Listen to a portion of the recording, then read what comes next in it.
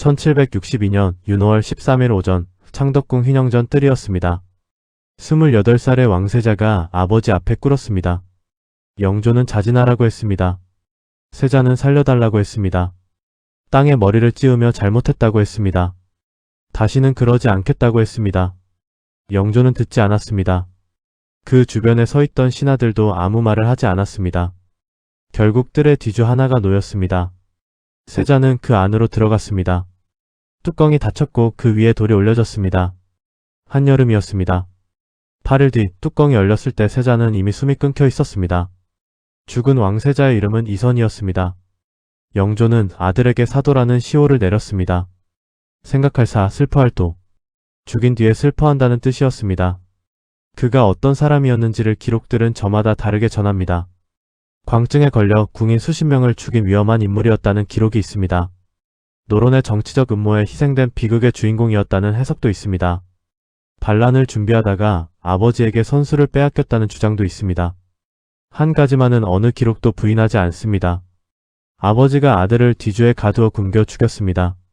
왜 그랬을까요? 무엇이 부자 사이를 이 지경까지 몰았을까요? 그리고 왜 아들은 끝내 그 뒤주를 피하지 못했을까요? 사도세자가 태어난 것은 1735년 1월 21일이었습니다. 영조는 그때 41살이었습니다. 7회 전 영조는 처사들 효장세자를 10살의 나이에 잃었습니다. 왕위를 이을 아들 없이 7년이 흘렀습니다. 왕조국가에서 후계자 공백은 단순히 자식이 없다는 문제가 아니었습니다. 신하들의 계산이 달라지고 파벌이 움직이기 시작하는 시간이었습니다. 아들이 태어났을 때 영조가 얼마나 다급하게 매달렸는지는 곧이어 한 결정에 드러납니다. 갓 태어난 아이를 이듬해 3월 만 2살도 채 되기 전에 왕세자로 책봉했습니다. 그런데 영조 자신이 어떤 처지에 있는 사람이었는지를 먼저 알아야 합니다. 영조는 숙종의 아들이었지만 어머니 숙빈 최씨는 궁중에서 가장 낮은 출신이었습니다. 조선 왕실의 어머니들 가운데 그보다 미천한 출신은 없었습니다. 그것만으로도 그의 왕위는 처음부터 흠집이 있었습니다. 거기에 더해 형 경종이 즉위한 뒤 노론 세력이 영조를 세제로 앉히려 하자 소론, 강경파는 노론과 영조가 경종을 해치려 한다며 목숨을 건 싸움을 벌였습니다. 신임사화였습니다. 이때 노론 4대 신이 처형되었고 영조 자신도 역모에 연루되었다는 의혹을 받았습니다. 경종이 재위 4년 만에 죽고 영조가 왕위에 오르자 소론과 남인 쪽에서는 영조가 경종을 독살했다는 소문을 퍼뜨렸습니다. 영조 즉위 원년부터 곳곳에서 역모고변이 터져나왔고 이인자의 나는 아예 영조를 왕으로 인정하지 않겠다며 군사를 일으킨 사건이었습니다. 영조는 이 모든 것을 정면으로 통과하며 52년을 버텼습니다. 그러나 자신의 정통성에 대한 불안은 단 한 번도 완전히 가시지 않았습니다. 탕평책은 그 불안을 다스리기 위한 수단이기도 했습니다. 어느 한쪽에 기울지 않는다는 것을 보여야만 왕자가 안전했습니다. 그 아버지가 아들에게 건 기대는 처음부터 보통이 아니었습니다. 사도세자는 어린 시절 남다른 자질을 보였습니다. 3살 무렵 천자문을 읽다가 사치할치라는 글자를 배우면서 입고 있던 화려한 옷과 구슬 장식 모자를 스스로 벗어버리고 이후 무명옷을 즐겨 입었다는 일화가 전합니다. 저녁 식사 중에 아버지가 부르자 입안에 넣었던 밥을 즉시 뱉고 대답하며 일어서면서 수학의 구절을 들어 이유를 설명했다고도 합니다. 영조는 겨우 3살짜리가 몸으로 배운다고 감탄했습니다. 1742년 8살의 세자가 종묘 참배 의식에서 법도에 맞게 행동하는 것을 보고 조정, 신하들이 모두 감탄했다는 기록도 있습니다. 그러나 기대가 크면 실망도 큽니다. 영조의 눈길은 갈수록 엄해졌습니다. 1748년 13살의 세자가 서연에서 공부하던 무렵의 기록이 승정원 일기에 남아있습니다. 영조가 세자를 불러 한나라 무죄와 고조 문제를 비교해 누가 나은지를 물었습니다. 세자가 바로 대답하지 못하자 영조는 어차피 무죄를 좋아할 것이면서 대답을 회피한다고 꾸짖었습니다. 세자가 쓴 시를 보고는 기가 너무 승하다고 폄했습니다. 시독관이 변명해 주어야 했습니다. 같은 해 겨울 영조는 세자에게 발놀림을 무겁게 하고 욕망을 다스리라고 경계했습니다. 아직 10대 초반인 아이를 향한 언어였습니다. 더 근본적인 문제가 있었습니다. 아버지와 아들이 좀처럼 만나지 못했습니다. 궁인들이 영빈과 세자의 접촉을 방해했고 영조가 자주 임하지 못하게 했다고 정조는 나중에 직접 쓴 아버지의 행록에서 밝혔습니다. 궁인들은 경종을 모시던 이들이었고 그들에게는 영조와 사도세자, 부자 사이가 가까워지는 것이 달갑지 않을 이유가 있었습니다. 화평 옹주가 세자의 처소를 영조와 가까운 곳으로 옮겨 자주 만날 기회를 만들려 했지만 옹주가 일찍 세상을 떠나면서 그 다리마저 끊겼습니다. 멀리 있던 아버지는 가끔 만날 때마다 시험하고 꾸짖었습니다. 세자가 자라면서 그 시험의 무게는 더 무거워졌습니다. 세자 나이 15, 1749년 정월이었습니다. 영조가 갑자기 대리청정을 명했습니다. 왕세자가 국왕을 대신해 정무를 처리하는 것이었습니다. 표면적인 명분은 세자에게 정사를 익히게 한다는 것이었지만 실질적으로는 영조가 한층 높은 지위에서 전국을 통제할 수 있는 구조이기도 했습니다.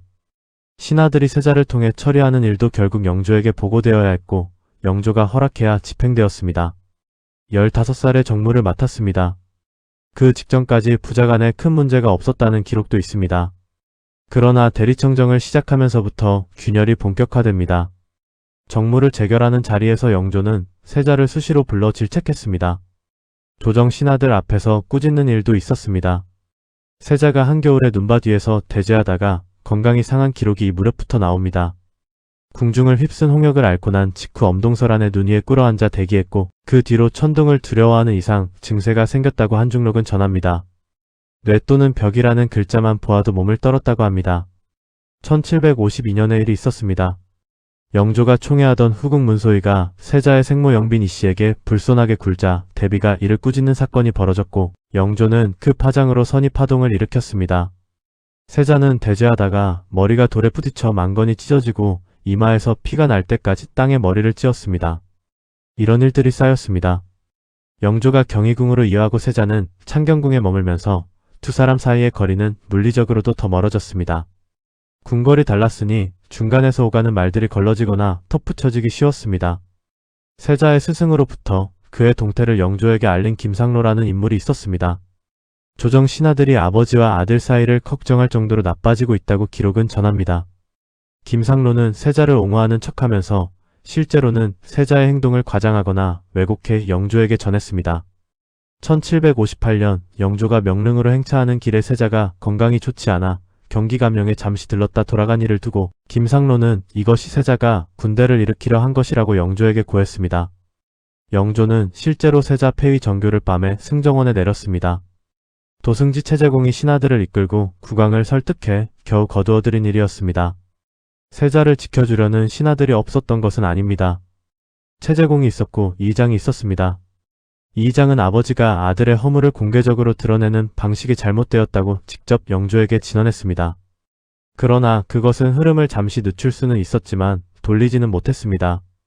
이 무렵 한중록은 세자의 상태를 이렇게 전합니다. 1757년경부터 옷 입기를 극도로 두려워하는 의대증이 생겼다고 합니다. 옷을 입으려 하면 극도의 공포와 불안이 밀려왔고 여러 벌의 옷을 갈아입거나 아예 입지 못하는 날도 있었다고 합니다. 화증이 심해지면서 내관과 궁녀를 맺으라고 나중에는 사람을 죽이기에 이르렀다고 해경궁은 썼습니다. 발병의 시기를 정성왕후와 인원왕후가 잇따라 세상을 떠난 1757년 전으로 기록했습니다. 세자를 어느 정도 보호해주던 두 어른이 같은 해 연이어 사라졌습니다. 여기서 한 가지 사료 문제를 짚어야 합니다. 한중록의 이 기록이 당시 상황을 얼마나 정확하게 전하는지에 대해서는 지금도 의견이 있습니다. 해경궁 홍씨가 한중록을 처음 쓴 것은 1795년 사건이 일어나고 33년이 지난 뒤였습니다. 그것도 한 번에 쓴 것이 아니라 1795년, 1801년, 1802년 세 차례에 걸쳐 나누어 썼습니다. 마지막 집필 시점은 사건이 일어나고 40년이 지난 뒤였습니다.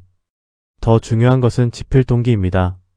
당시 해경궁의 친정 풍산 홍씨 가문은 사도세자 사건의 공모 세력으로 지목받아 정치적 위기에 처해 있었습니다. 한중록은 그 위기에서 친정 가문을 변호하기 위해 쓴 글이기도 했습니다. 조카 홍수영이 기록을 청했다는 정황이 있습니다. 그렇다고 한중록이 거짓이라는 뜻은 아닙니다. 33년의 기억이 모두 왜곡되었다고 할 수도 없습니다. 다만 이 기록을 사도세자 사건의 유일한 창으로 읽는 것은 위험합니다. 해경궁이 본 것은 그녀가 있던 자리에서 본 것이고 그녀가 쓴 것은 그녀가 보호해야 할 것들을 염두에 두고 쓴 것입니다. 같은 사건을 두고 조선왕조실록, 승정원일기, 한중록이 강조점을 달리한다는 사실 자체가 이 사건이 얼마나 복잡한 층위를 가졌는지를 보여줍니다. 그리고 승정원일기에 대해서는 또 다른 문제가 있습니다. 정조가 1776년 즉위한 직후 사도세자에 관한 승정원일기 기사 일부를 세초했습니다. 기록을 시선했다는 뜻입니다. 아버지의 죽음에 관한 기록을 아들이 지었습니다. 그 이유에 대해서는 해석이 갈립니다. 아버지를 보호하기 위한 것이었다는 설이 있고 기록을 독점함으로써 역사 서술을 통제하려 했다는 분석도 있습니다. 어느 쪽이든 세초된 기록이 무엇을 담고 있었는지는 지금 알 수 없습니다. 비어있는 기록이 이 사건에서 중요한 이유가 거기에 있습니다. 1759년 세자는 무예 관련 책을 편찬해 훈련도감에 주고 연습하게 했습니다. 18가지 기에 대한 글과 그림을 담은 책이었습니다. 사도세자는 어릴 때부터 병서를 즐겨 읽었고 활쏘기와 말타기에 뛰어났다는 기록이 있습니다. 효종이 사용하던 청룡도와 쇠로 주조한 큰 몽둥이를 15살 무렵부터 혼자 들어 사용했다는 기록도 전합니다. 힘께나 쓰는 무사들도 움직이지 못하는 것이었다고 했습니다. 세자는 문보다 무에 더 쏠려 있었습니다. 그것은 영조가 원하는 방향과 달랐습니다. 영조는 탕평을 이어받을 정치적 후계자를 원했습니다. 그런 아버지 앞에서 세자는 말 위에서 더 편애했습니다. 그 어긋남은 해가 갈수록 더 선명해졌습니다. 1760년 세자는 온천에 행행했다가 돌아왔습니다. 1761년 4월에는 더 큰 일이 벌어집니다. 세자가 몰래 평안도 관서 지방으로 행차했습니다. 왕세자가 아무 허락 없이 수도를 벗어나 수백 리 밖까지 간 것이었습니다. 관악 유생들이 상서를 올려 동궁의 유람을 경계했고 조정 신하들도 걱정하는 글을 올렸습니다. 이 관서행을 어떻게 읽을 것인가에 대해 기록들은 엇갈립니다. 단순한 유람이었다는 해석이 있습니다. 궁궐 안에서 아버지의 눈길을 피해 숨이라도 쉬고 싶었던 것이라는 설명입니다. 반면 거병을 준비했다는 해석도 있습니다. 관서 지방은 군사적 요충지였습니다. 세자가 그 지역의 군사력을 살폈거나 그쪽 세력과 접촉하려 했을 수 있다는 것입니다. 영조는 이 사건을 일단 최소화했습니다. 몇몇 측근 환관을 데리고 미행한 과실로 처리했습니다. 그러나 그것이 영조가 실제로 그렇게 믿었기 때문인지 아니면 당장 세자를 처벌하는 것보다 문제를 묻어두는 편이 낫다고 판단했기 때문인지는 기록이 말해주지 않습니다. 관서행이 봉합된 지 채 1년도 지나지 않아 불씨가 다시 살아났습니다. 1762년 5월 22일이었습니다. 나경원이라는 인물이 형조에 글을 올렸습니다. 환관들이 역모를 꾀한다는 내용으로 시작했지만 실제 핵심은 세자의 비행 10여조였습니다. 왕손의 어미를 때려 죽이고 여승을 궁으로 들이고 관서로 미행하고 북한 산성을 유람했다는 것이 주요 내용이었습니다. 영조는 즉시 국청을 열어 친국했습니다. 나경원이 누구였는지가 중요합니다. 그는 노론 강경 세력의 영수였던 형조판서 윤급의 노복이었습니다. 내시 관련 업무를 보는 액정서에서 일하는 나상원의 형이었습니다. 궁궐 내부 사정에 환히 밝을 수 있는 위치였습니다. 나경원은 국청에서 진술하던 중 자신에게 사주한 자가 있다고 말했습니다. 그 이름을 밝히기 직전에 처형되었습니다. 배우를 더 케어야 한다는 신하들의 건의를 영조는 극단적으로 거부했습니다. 이 대목을 기록한 대철록에는 노론 강경파가 나경원을 사주했다는 내용이 있지만 대철록 자체의 작성 경위와 신뢰도에 대해서도 이견이 있습니다. 영조가 배우 수사를 막은 이유에 대해서는 두 가지 해석이 팽팽히 맞섭니다. 배우를 알고 싶지 않았거나 배우를 이미 알고 있었거나 어느 쪽이든 영조가 이 고변을 세자를 처분하는 계기로 삼기로 마음을 굳힌 것만은 분명합니다. 고변이 있고 나서 20일 뒤에 이모화변이 일어났습니다. 그 20일 사이에 결정적인 일이 하나 더 있었습니다. 세자의 생모 영빈이 씨가 영조 앞에 나타나 아들을 고변했습니다. 세자가 내관과 궁인 100명 가까이를 살해했고 기녀와 여승과 음란한 짓을 했으며 후원의 굴씨를 파고 영조를 죽여 묻으려 한다는 것이었습니다. 어머니가 아들을 고변했습니다. 그 고변이 사실이었는지에 대해 당시에도 의심이 있었습니다. 처분 당일 영조의 문초에서 세자가 파놓은 굴실은 별난 준비가 아니라 유의를 위한 것이라고 내관이 탑했습니다. 굴실에 있던 상복과 지팡이도 정성왕후, 상중에 쓰던 것을 추모하는 마음에 버리지 못해 두었던 것으로 확인되었습니다. 영빈이 정말로 아들을 고변하기로 결심했는지 아니면 영조가 처분의 명분을 강화하기 위해 영빈을 끌어들인 것인지도 기록은 분명하게 말하지 않습니다. 다만 조선 왕조실록은 영빈의 고변이 당시에도 그대로 받아들여지지는 않았다고 쳤고 있습니다. 1762년 윤호월 13일로 돌아갑니다. 영조는 창덕궁으로 행차하여 선원전을 참배하고 궁성을 호위했습니다. 그리고 정성왕후의 신의가 봉안된 휘녕전에서 행례를 마친 다음 세자를 그 뜰에 세워놓았습니다. 자진을 강요했습니다. 세자는 무릎을 꿇고 잘못했다고 했습니다. 살려달라고 했습니다. 영조는 물러서지 않았습니다. 세자를 패하여 서인으로 삼는다는 정교가 내려졌습니다. 그 자리에 있던 신하들 가운데 일어서서 막은 사람은 없었습니다. 뒤주가 뜰로 옮겨졌습니다. 한중록은 그 장면을 이렇게 전합니다. 세자가 뒤주 앞에 서서 머리를 찌우며 잘못했다고 했습니다. 영조가 들어가라고 했습니다. 세자가 들어갔습니다. 뚜껑이 닫히고 그 위에 자물쇠가 채워졌습니다. 그리고 줄이 묶이고 돌이 얹혔습니다. 한여름 뜰이었습니다. 떼약볕 아래 나무 상자가 놓였습니다. 영조는 처분 직후 삼정승이 할애를 청하자 이를 받아들이고 호위 군사들을 위로하며 상을 내렸습니다. 그리고 이미 아들을 죽이기로 결심했으면서도 결심하지 못하고 있었는데 갑자기 안에서부터 유언비어가 일어나 처분하게 되었다고 말했습니다. 8일 동안 뒤주 안에서 무슨 일이 있었는지는 기록이 없습니다. 한중록은 해경궁이 새손을 붙들고 안에서 울었다고 썼습니다. 새손은 10살이었습니다. 그가 나중에 정조가 됩니다. 윤호월 21일 뒤주가 열렸습니다. 이선은 그 안에서 숨을 거두었습니다. 영조는 즉시 세자의 위호를 회복시키고 사도라는 시호를 내렸습니다. 수은이라는 사당 칭호도 내렸습니다. 7월에 양주 매봉산에 장사를 지냈을 때 영조가 광중에 직접 임하여 어필로 신주를 썼습니다. 아들을 죽인 아버지가 직접 신주를 써서 무덤에 내려보냈습니다. 이 사건을 어떻게 읽어야 하는지에 대해 당대의 평가와 후대의 해석은 크게 갈립니다. 한쪽에는 광증설이 있습니다. 사도세자는 정신적으로 심각하게 병든 인물이었고 영조는 차마 처분하지 못하다가 더 큰 피해가 생기기 전에 어쩔 수 없이 손을 썼다는 것입니다. 이 해석의 주된 근거는 한중록입니다.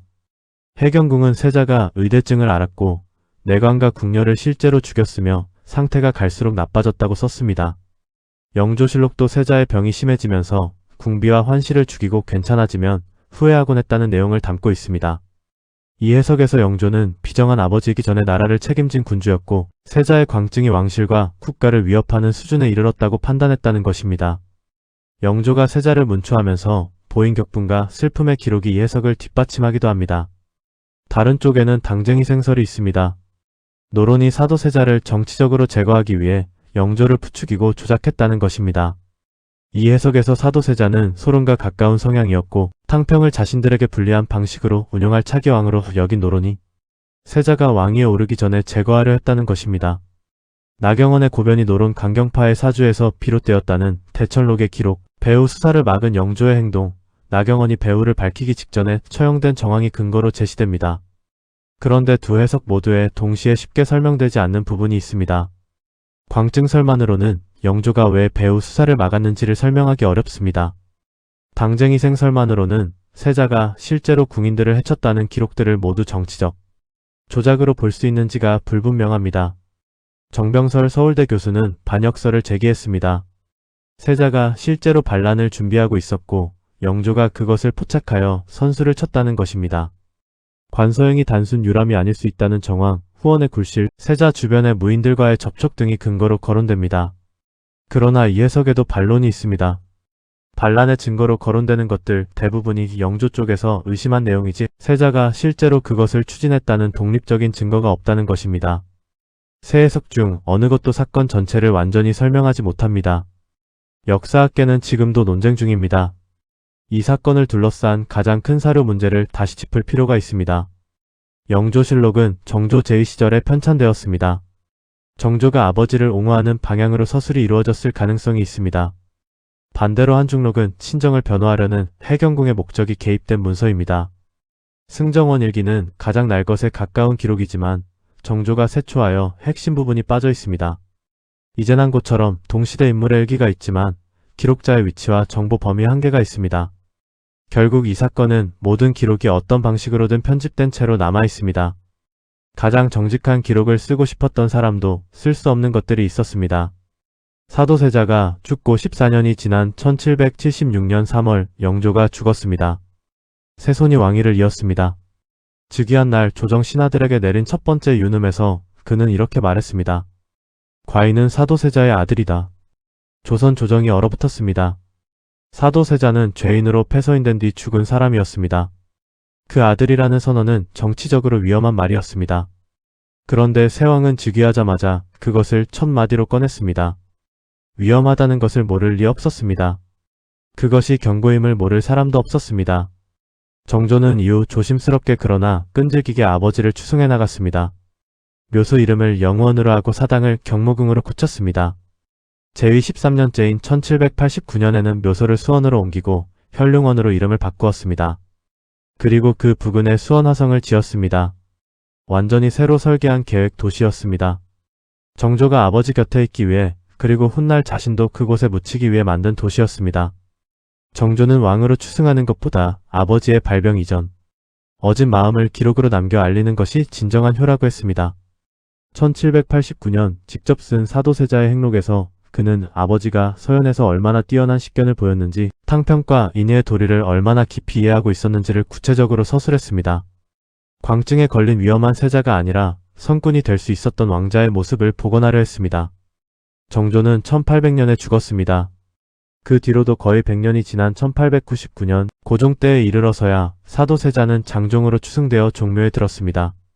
뒤조 안에서 숨을 거둔 지 137년이 지난 뒤였습니다. 아버지와 아들 사이에서 벌어진 이 사건이 조선 사회에 남긴 것은 무엇이었을까요? 즉각적으로는 노론의 지배가 더 굳건해졌습니다. 세자와 가까운 소론 계열은 이 사건을 계기로 대부분 제거되었습니다. 탕평을 추진한 영조의 제위 말년에 오히려 특정 붕당이 압도적 우위를 차지하는 아이러니가 생겼습니다. 그 구조 위에서 정조가 즉위했고 정조는 다시 세력 균형을 바로잡으려 일생을 보냈습니다. 더 넓게 보면 이 사건은 왕권과 신권의 관계가 어디까지 이상해질 수 있는지를 보여준 사례이기도 했습니다. 왕이 세자를 처분한다는데 신하들이 아무도 막지 않았습니다. 신하들은 왕의 뜻을 실행하는 역할만 했습니다. 신하들이 막아서야 한다고 명분을 세우는 것도 왕의 뜻이 허용해야 가능한 구조였습니다. 채제공이 1758년에 폐세자 전교를 막을 수 있었던 것은 영조가 아직 돌이킬 여지를 남겼기 때문이었습니다. 1762년에는 그 여지가 없었습니다. 신하들은 섰습니다.